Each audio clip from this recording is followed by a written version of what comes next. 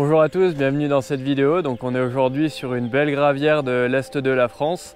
Et dans la vidéo d'aujourd'hui, c'est pas moi qui vais vous donner des conseils, mais c'est plutôt moi qui vais les prendre, tout simplement parce qu'on va aller pêcher du coup avec Jérôme qui est juste derrière moi. Salut. Qui m'emmène du coup découvrir ce plan d'eau, mais qui m'amène surtout aujourd'hui découvrir un leurre. C'est un leurre qui a la gamme Megabass, donc c'est un petit peu paradoxal parce qu'en fait Jérôme travaille dans un magasin et vendeur, et généralement voilà, nous travaillant chez Ultimate Fishing, c'est plutôt nous qui leur présentons les leurres. Mais pour le coup en fait il a vraiment bien cartonné avec une référence qui s'appelle le Slipper Gill, et aujourd'hui on va essayer de lui faire cracher un petit peu les bons conseils pour voir comment on utilise ce leurre, parce que je pense que c'est vraiment une belle référence et pas trop gros, donc ça permet certainement de prendre pas mal de touches sans trop trier, donc même pour quelqu'un qui débute c'est vraiment idéal. L'idée c'est vraiment que moi je vais le travailler au corps toute la journée pour avoir un max d'infos, et on va essayer de découvrir ce leurre ensemble. 2 cannes, une poignée de leurre, c'est parti.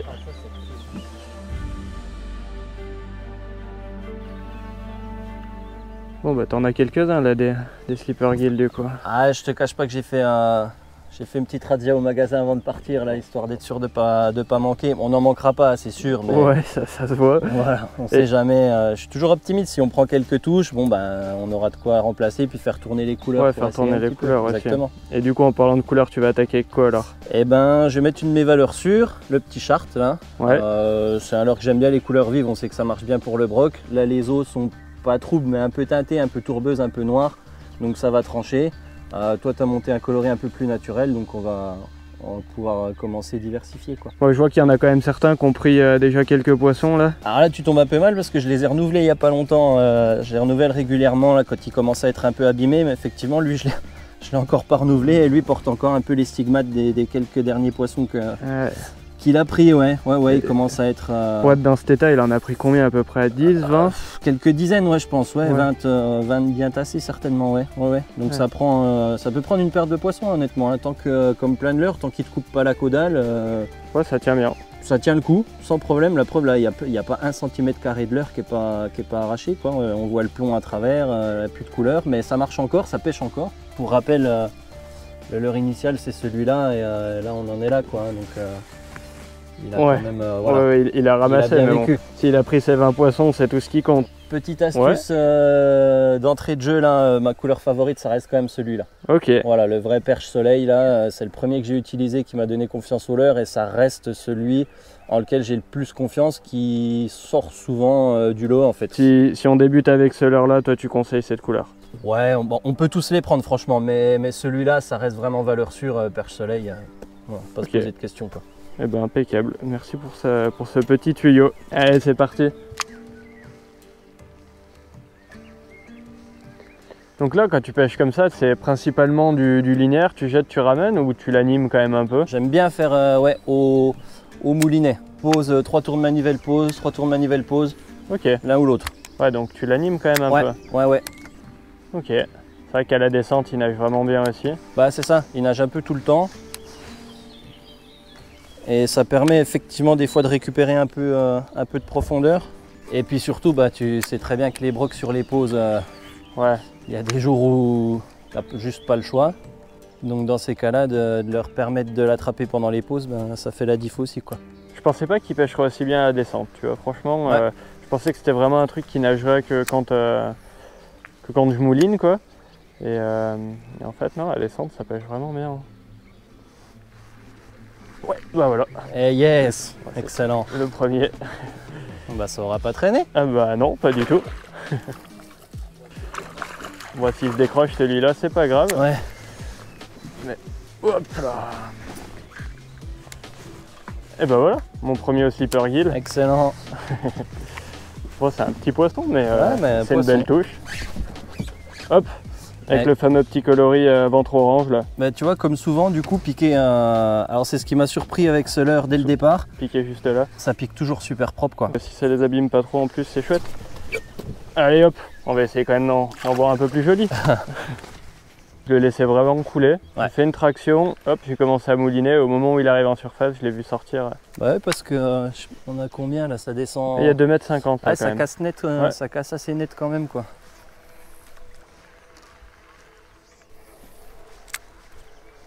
Ouais. Oh, une perche, excellent. Ouais, une belle perche. Ouais. Oh, Ah, génial. elle a avalé ça. Magnifique. Excellent. Ah, elle est chouette, hein. Alors, ça c'est vraiment cool parce que ça illustre ce que je te disais en off quand on est arrivé. Ouais, C'est que la première fois que j'ai utilisé le slipper jean, le tout premier, quand Charlie il me l'a amené au magasin, j'étais franchement sceptique et j'ai pris le fameux perche soleil. Je suis allé pêcher 2 heures le midi là et j'ai pris 2-3 brocs, 2-3 perches, grosso modo de cette taille là. Et je te disais quoi tout à l'heure? Ouais, que c'était avalé. Que c'était rangé, piqué, mais... super propre dans le palais là. J'aurais l'impression de décrocher un bass moi. Et ben elle l'avait bien avalé, hein. Trop cool. Bah je crois que c'est ma première perche de l'année, tu vois. Allez hop, va. Je sais que sur ce genre de leurre là, souvent elles les prennent bien au Dark Slipper. J'ai un peu l'habitude, tu sais, de les pêcher avec ça et c'est vrai qu'elles les avalent bien. Mais franchement, si on arrive à faire une belle pêche de perche là-dessus, moi je prends direct. Allez. Même animation que tout à l'heure. J'ai jeté le long du bois, j'ai laissé couler. Au moment où je suis remonté, ça a pris. Ouais, peut-être qu'il faut quand même aller les chercher, tu vois, peut-être un peu plus bas, je sais pas. L'eau est trouble en plus, donc...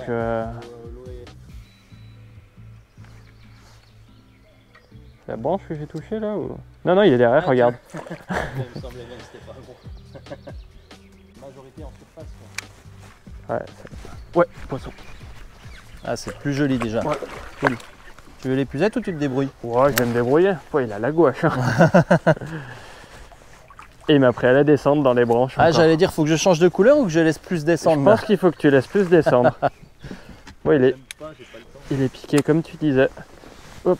Ouais, bordonné, bien piqué, propre. Ah bah voilà, le premier maillet au slipper gill. Il l'a pris du bout du bec, du coup, comme tu me disais. Exactement. Chouette. Piqué propre. Et puis il a fait un beau petit combat là pour sa taille, franchement c'était canon. Allez hop, là ce qui est pratique c'est qu'il n'y a pas besoin de pince. Nickel, parfait. Allez, je te relâche ça ici. Eh bah parfait.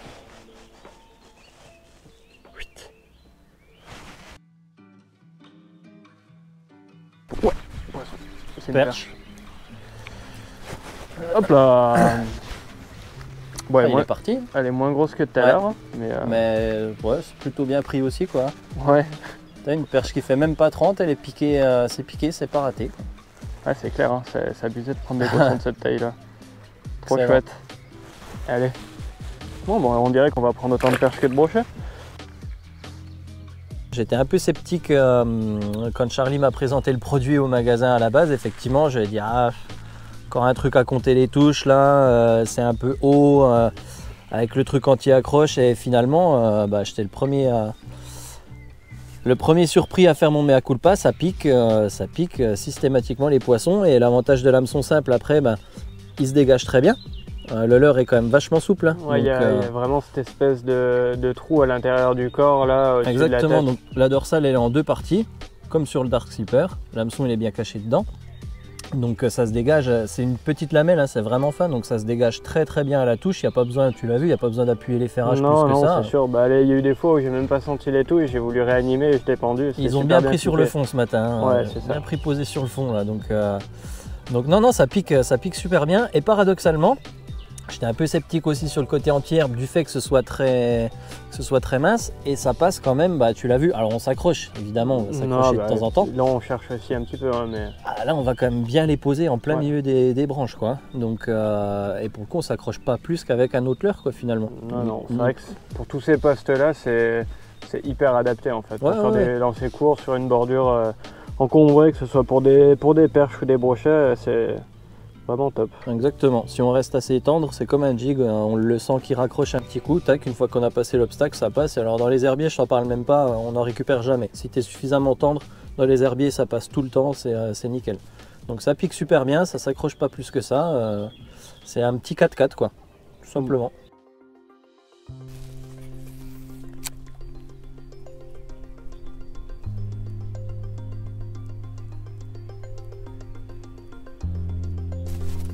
Poisson. Non.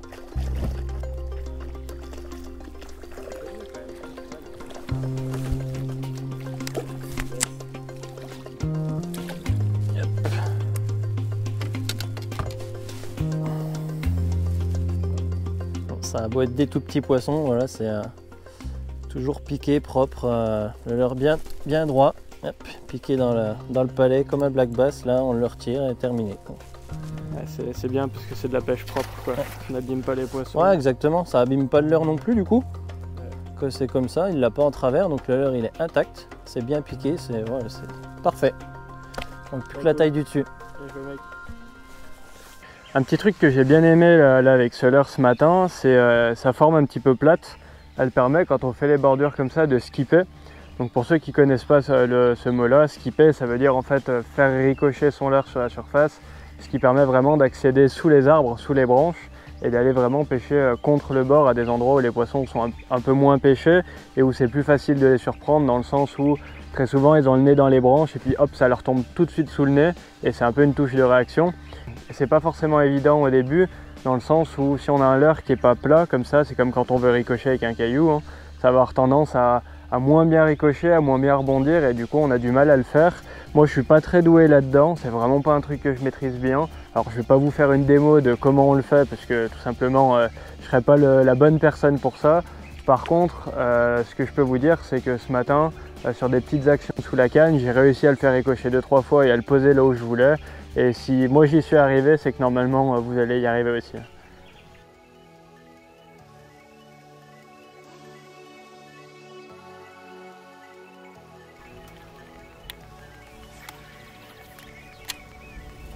Oh, mais non, c'était énorme. Il est joli en plus. Ouais. Oh, cette attaque. C'était énorme. Il a avalé le truc. C'était n'importe quoi. Non mais t'es passé au-dessus de la branche, il a pris à ce moment-là, c'est ça? Ouais, je crois, ouais.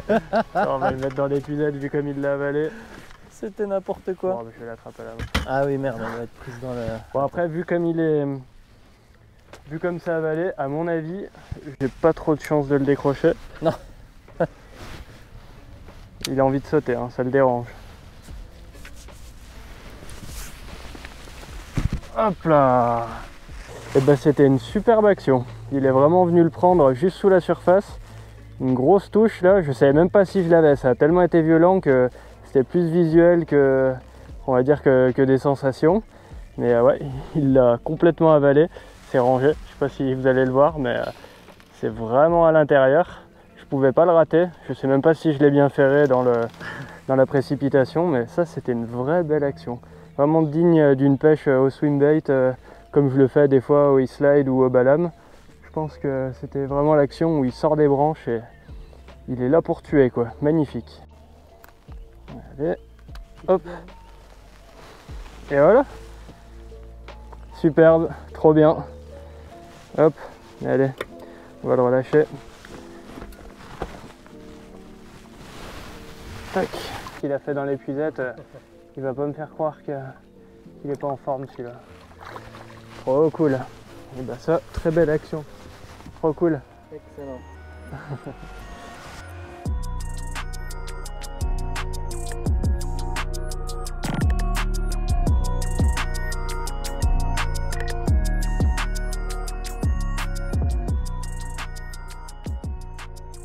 Ouais, là pour le coup, la berge elle a l'air un tout petit peu moins abrupte par ici. Ouais. Mais c'est pas plus mal, on va pouvoir la pêcher de plus loin, un peu dans ce sens-là. Là. De toute façon, ouais. Hop. Putain, excellent. Ah bah tu vois, un peu décalé. Un peu décalé. Et là pour le coup, c'était en cranking, pas à la tombée. Il est tout blanc celui-là. Ouais. Ouais, posé sur le sable quoi. Ouais.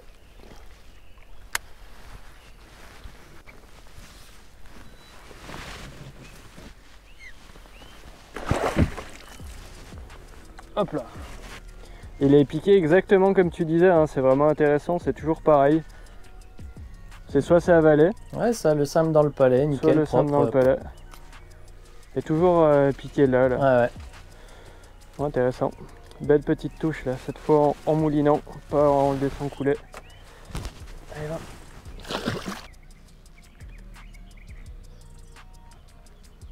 Ouais, regarde-les. Ouais, ça y est. Oh non, ça c'est triché ça. En fait, ce qui est censé imiter un sippergill, c'est ça. C'est pour ça que les broches elles mangent ce truc là.